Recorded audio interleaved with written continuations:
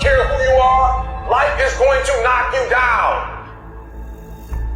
Listen to me, many of you right now, life's got you up against the rope, and you got to do me a favor. Like, you can't give up. You can't give in.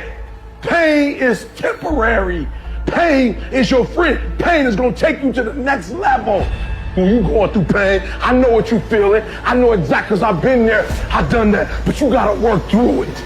And the reason why most of you are not successful is because every single time stuff not going your way, you give up, you quit, you let go, and people feel weakness. They feel it.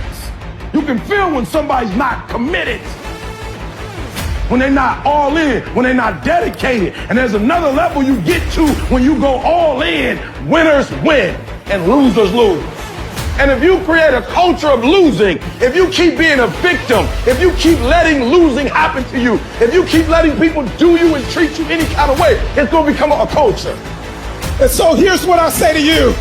There are going to be times that you're going to be wondering, why should I keep showing up and working my business? Why should I keep at it?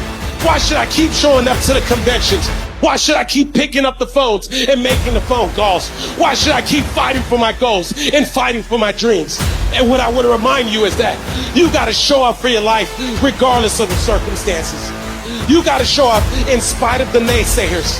You got to show up in spite of the conversation going on in your mind. You got to show up for your life. Because if you don't, nobody else will. If you want unreasonable results in your life, you've got to be willing to be unreasonable.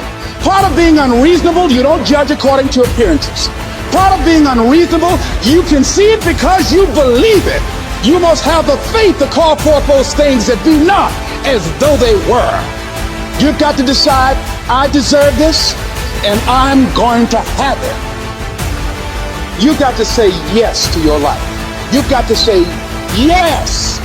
Yes to my dreams. Yes to me. Yes, I can make it. Yes, I can. Doesn't matter how many failures I've made. Doesn't matter how many mistakes I've endured. Doesn't matter about my defeats. Doesn't matter about what I've done. Yes, yes. I don't care about the fact I'm in a hole now. Doesn't matter about where I am. The last chapter to my life has not been written yet. If you judge me now, you'll judge me prematurely. I'm still in the process of transforming my life. I'm still in the process of becoming. Yes.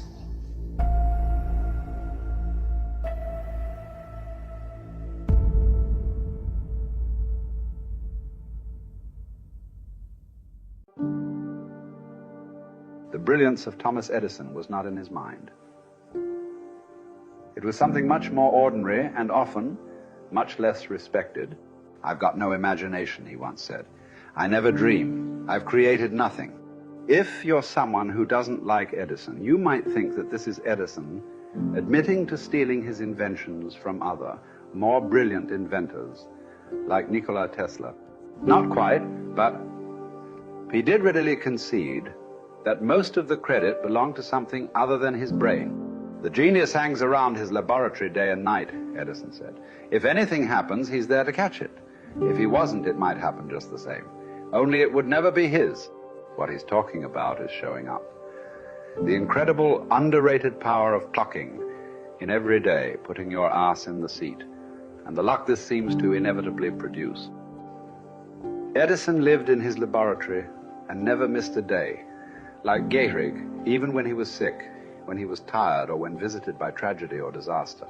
The modern conveniences we can trace to his lab, then, owe far more to his body than his brain, to the compounding power of consistency rather than sheer brilliance. It wasn't about inspiration. It was about getting to work. Show up and try. Get on the treadmill. Pick up the violin. Script out some scenes. Reach out to some clients. Read some reports. Lift a couple weights. Jog 1 mile. Cross one thing off the to-do list. Chase down a lead. It doesn't matter what it is. All aspects of our life benefit from this circumscribed kind of discipline. Just as long as you do something every day, that is the important thing. Show up. When you're tired, when you don't have to, even if you have an excuse, even if you're busy, even if you won't get recognized for it, even if it's been kicking your ass lately, Once something is done, you can build on it. Once you get started, momentum can grow. When you show up, you can get lucky. Is this still hard? Yes. But the good news is that because it's hard, most people don't do it. They don't show up. They can't even do one tiny thing a day. So yes, you're alone out there on the track in the rain. You're the only one responding on Christmas. But having the lead is, by definition, a little lonely. This is also why it's quiet in the morning. You have the opportunities all to yourself. Don't worry about setting any records. Just report for duty. No excuses. And here's the irony. This is also a way to break records. Consistency is a superpower. Day to day, willpower is incredibly rare.